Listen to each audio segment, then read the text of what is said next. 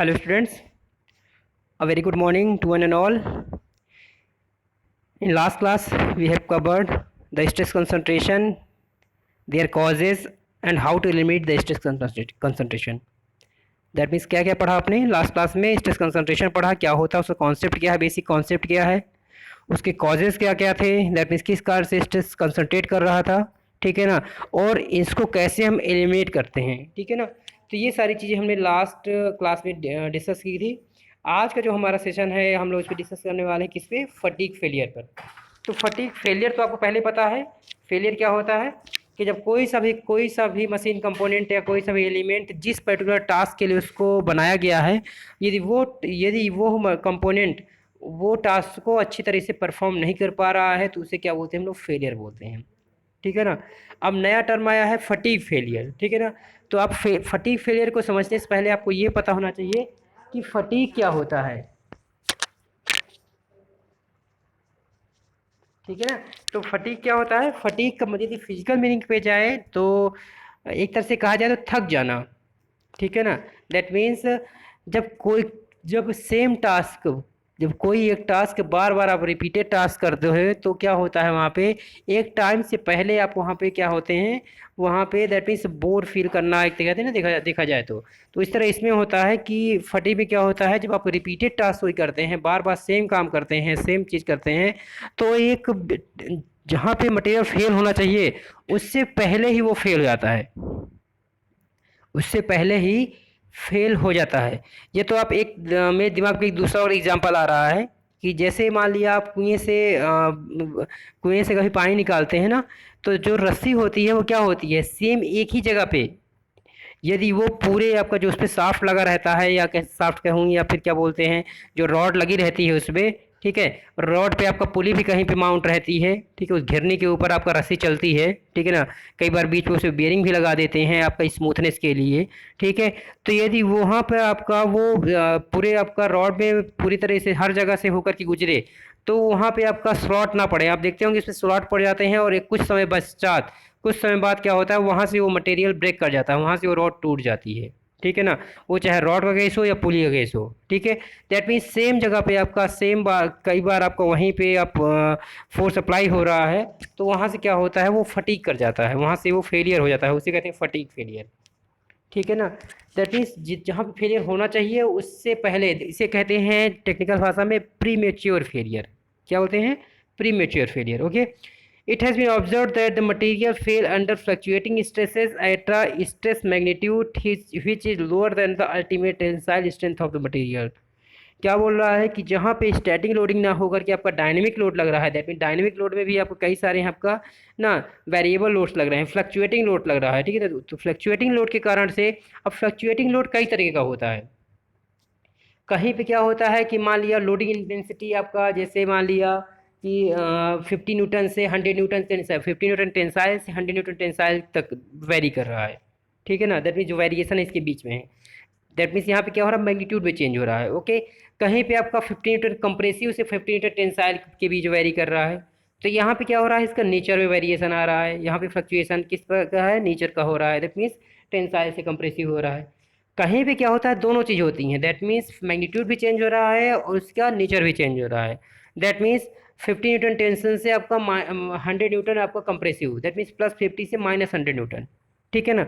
तो ये सारे पैटर्न जो है आपका, ये इसे बोलते हैं फ्लक्चुएशन ऑफ लोड, ठीक है ना। तो जहाँ पे भी ऐसी कंडीशन आती है, समटाइम्स द मैग्नीट्यूड इज वो even lower than the yield strength. कई बार ऐसा होता है कि जो मैग्नीट्यूड है आपका लोड का, वो क्या होता है, यील्ड स्ट्रेंथ से भी कम है, ठीक है ना। जो इसके कारण लोड के कारण से जो स्ट्रेस जनरेट हो रहा है वो यील्ड स्ट्रेंथ से भी कम है। फर्दर इसके बावजूद भी, further it has been found that the magnitude of the stress causing fatigue failure, इस यील्डिंग के से भी कम है, फिर भी वहाँ फेलियर हो जा रहा है, क्योंकि आपका रिपीटेड टास्क बार बार आपका वही चीज़ आपका दोहराई जा रही है, तो ऑब्वियस सी बात है एक टाइम के पश्चात क्या वहाँ से वो फेल कर जाएगा, okay. It has been found that the magnitude of stress causing fatigue failure decreases as the number of stress cycle increases. कि ऐसा क्यों होता है? क्योंकि नंबर ऑफ साइकिल वहाँ पे इंक्रीज कर रहे हैं, बार बार आप वही काम कर रहे हैं, तो वहाँ से भी आपका फेलियर होता है, और इस फेलियर को क्या बोलते हैं? फटीग फेलियर बोलते हैं। This phenomena of decreased resistance of the materials मतलब इससे क्या होता है, बार बार काम कर रहे हैं तो जो इसकी रेजिस्टेंस पावर है मटेरियल की वो डिक्रीज होती है, और जो फ्लक्चुएटिंग स्ट्रेस है आपका वो उसको क्या करता है, आपका फटीग फेलियर को आपका बढ़ावा देता है, उसके कारण say that means fatigue failure होता है। Okay, let us examine a phenomena we have experienced in our childhood. Suppose there is a wire of 2 to 3 diameter, okay, and we want to cut it into two pieces. हम इसको दो pieces में तोड़ना चाह रहे हैं, कोई wire है, ठीक है। तो क्या होता है, यदि आप दो डिफरेंट जगह पे फोर्स लगाएंगे, दो डिफरेंट जगह पे फोर्स लगाएंगे, डायग्राम में देख पा रहे होंगे, तो क्या वायर टूटेगी, बताइए। जबकि बी और सी में क्या देख पा रहे हैं, थोड़ा इमेजिन करो, सोचो इसके बारे में। देखिए डायग्राम अच्छे से, इसको फिर से रिपीट कर रहा हूँ। Let us examine a phenomena we have experience in our childhood. Suppose there is a wire of 2 to 3 mm diameter and we want to cut into two pieces without any device like a hexa, जिसे hexa की सहायता से आप तोड़ना चाहो, तो ऐसे नहीं, आपके पास कोई डिवाइस नहीं है। One method is to share the wire by applying equal and opposite force P1 and P2 by left and right hands. एक तो आपके पास ये है फिनोमेना, ठीक है, जो कि आपका यहाँ पे डायग्राम ए में दिखाया गया है, फिगर ए में। But it is difficult to cut the wire by this method. इस मेथड से आप करोगे तो आपका ये तोड़ना काफ़ी टफ रहेगा। The second method consist of alternatively bending and unbending, bending and unbending. Okay, then क्या होगा, ऐसा कुछ साइकिल तो आप करेंगे तो क्या हो जाएगा, अपने आप वहाँ से उसके जो फाइबर्स हैं वो ब्रेक हो जाते हैं, फाइबर लाइन ब्रेक हो जाती हैं, और वहाँ से क्या होता है आपका, वहाँ से वो क्या बोलते हैं, जो वायर है आपकी ब्रेक हो जाती है। Okay, let us consider two diametrically opposite points A and B on the surface of the wire as shown in figure B. When the wire is bent, A is subjected to tensile stress. Obviously बात, जब आप bend करेंगे तो क्या होगा, जो अपर fibre में क्या होगा, टेंशन होगा, वो पॉजिटिव दिखाया गया है, जबकि जो लोअर फाइबर है आपको उसमें क्या होगा, कंप्रेसिव हो, कंप्रेशन आएगा, जो कि निगेटिव दिखाया गया है। ओके, इसी तरह आपका फिगर सी में आप देख पा रहे हैं, आपका जब अनबेंड कर रहे हैं तो क्या हो रहा है, जो यहाँ पे जो जो लोअर फाइबर है वहाँ पे क्या होगा, वहाँ पे टेंशन आ जाएगा, जो अपर फाइबर है वहाँ पे जो ए है वो निगेटिव है, दैट इज कंप्रेसिव हो जाएगा। As shown in figure B, when the wire is bent, A is subjected to tensile stress while B is to compressive stress. When the wire is unbent, there is compressive stress at A and the tensile stress at B as shown in figure C. That means just उसका reciprocal कर दिया गया। Okay, therefore there is a complete reversal of stress from tensile stress to compressive stress. At the point A, due to alternate bending and unbending, similarly, the point B is subjected to reversal of stress from compressive stress to tensile stress. Okay, during the same cycle. Same cycle के दौरान क्या हो रहा है आपका, वहाँ पे stress cycle आपका प्लस से माइनस जा रही है, दैट मीन्स टेंसाइल से कंप्रेसिव हो रहा है। We have experience that the wire can be cut very easily in few cycles of bending and unbending. ये हम लोग देखते हैं, बचपन में भी करते हैं आपका, या कहीं भी आपको, जैसे एल्यूमिनियम को वायर लो आप, ठीक है, उसको पर्टिकुलर एक जगह से आप मोड़ो, फिर ऊपर मोड़ना, फिर सीधा करो, फिर मोड़ो, फिर सीधा करो, फिर मोड़ो, और उसको जस्ट अपोजिट डायरेक्शन में मोड़ो, तो क्या होगा आपका, कुछ देर तक आप कैसे करेंगे, यही चक्कर आप लगाते रहेंगे, तो अपने आप क्या होगा, एक पर्टिकुलर पॉइंट से वो ब्रेक कर जाता है। ठीक है, क्लियर हो रहा। In other words, there is decreased resistance of material to cyclic stress. इसका हम टेक्निकल भाषा में ये कह सकते हैं कि ये नंबर ऑफ जब साइकिल हम लोग करेंगे, रिपीटेड टास्क करेंगे, तो उससे क्या होती है, उससे रेजिस्टेंस, उस पर्टिकुलर पॉइंट में उसकी रेजिस्टेंस जो है आपको वो डिक्रीज कर जाती है, और वहाँ पे इस साइक्लिक स्ट्रेस के कारण से वहाँ से वो फेलियर हो जाता है, दैट मीन्स वहाँ से वो ब्रेक कर जाता है। Okay, fatigue failure is defined as time delayed fracture under cyclic loading. एक आम भाषा में, बहुत ही छोटी लैंग्वेज में बोल सकते हैं कि फटीग फेलियर क्या होता है, कैसे डिफाइन कर सकते हैं, that is nothing but the time delayed fracture. That means the time पे आपका डिपेंड करे, टाइम डिपेंडेंट ये आपका एक फिनोमेना है, प्रॉपर्टी है, that means number of cycle पे आपका सेम आपका लोडिंग कंडीशन देंगे, आपका रिपीटेड टास्क करेंगे, तो कुछ टाइम के पश्चात क्या हो जाएगा, वहाँ से वो मटेरियल फेल कर जाएगा, ब्रेक कर जाएगा। Okay, examples of the parts in which fatigue failure are common are transmission shaft. जैसे ये सबसे अच्छा एग्जांपल क्या है आपका, जो ट्रांसमिशन ऑफ शाफ्ट है, जहाँ पे हम लोग पावर ट्रांसमिशन करते हैं, दैट मीन्स वो क्या करता है आपका सेम टास्क बार बार रिपीट करता है। दैट मीन्स वहाँ पे ट्विस्टिंग मोमेंट आपका कंटिन्यू, वहाँ पे टॉर्जन वहाँ पे जनरेट होता है, ठीक है ना। तो वहाँ पे उसके कारण से क्या होता है, जो दैट मीन्स जो शाफ्ट है वो आपका क्या होती है, ट्रांसमिशन शाफ्ट, वहाँ पे बकलिंग हो जाती है आपका। दैट मीन्स वहाँ से वो कई बार आपका वीपिंग स्ट्रेस के कारण से कई सारे वहाँ पे फिनोमेना आते हैं, चाहे ट्रांसमिशन शाफ्ट ले लो, कनेक्टिंग रॉड्स हो गए गियर्स है, व्हीकल सस्पेंशन स्प्रिंग्स है, बॉल बेरिंग है, तो वो इन सब में क्या होता है आपका फटीग फेलियर आ जाता है, ठीक है ना, सेम टास्क करने से बार बार। Okay, there is a basic difference between failure due to static load and that due to fatigue. दोनों के बीच में एक बेसिक डिफरेंस है, ठीक है। The failure due to static load is illustrated by simple tension test.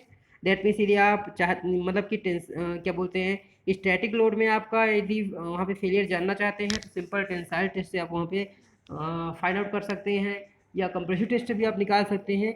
In this case the load is gradually applied. इन दोनों इस केस में क्या होता है, टेंसाइल के केस में लोड क्या होता है, धीरे धीरे बढ़ाया जाता है, ठीक है ना। And there is sufficient time for the elongation of the fibre. और एक मतलब कि काफ़ी टाइम रहता है कि आप जो फाइबर हैं, जो फाइबर ग्रेन्स हैं, ठीक है ना, फाइबर लाइंस हैं, उनको एलोंगेट करने में, टेंसाइल स्ट्रेस है तो टेंसाइल लोड लगा रहे हैं तो फाइबर लाइन को एलोंगेट करने में काफ़ी टाइम मिल जाता है। Okay, in ductile materials there is considerable plastic flow prior to fracture. Ductile material में क्या होता है, काफ़ी आपका लोडिंग कंडीशन के दौरान लोड जब आप प्रोवाइड करते हैं तो एक सफिशिएंट टाइम मिल जाता है आपका प्लास्टिक फ्लो करने के लिए बिफोर फ्रैक्चर होने से पहले। This results in a silky fibres structures due to the stretching. Okay, ये आप बाकी रीडिंग ले सकते हैं। The crack is more likely to occur in the following region. Okay. Regions of discontinuity such as oil holes, keyways, screw threads. Okay. Regions to irregularities in machining operations. Sorry. ये आपको कुछ cases हैं, these regions हैं जिनके कारण से these regions subjected to stress concentration due to the crack spreads due to fluctuating stress until the stress cross section of the component is so reduced that the remaining portion is subjected to sudden fracture. Okay, there are two distinct areas of fatigue failure. First one is region indicating slow growth of crack with a fine fibers appearance, and second one is the region of sudden fracture with a coarse granular appearance. Okay, similarly आप ऊपर देख पा रहे हैं यहाँ पे ना, there is a basic difference between the failure due to static loading and the dynamic loading.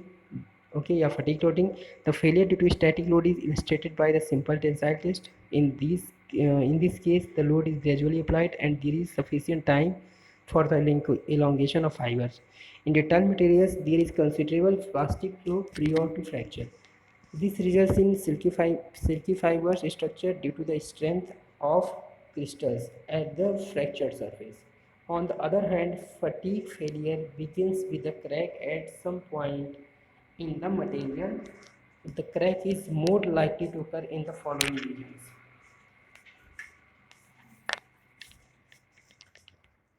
और वो रीजन्स क्या क्या हैं, वो first of all reasons of discontinuity such as oil holes, keyways, screw threads etcetera. Second one is reasons of irregularities in machining operations such as scratches on the surface, stamps, marks, inspection marks.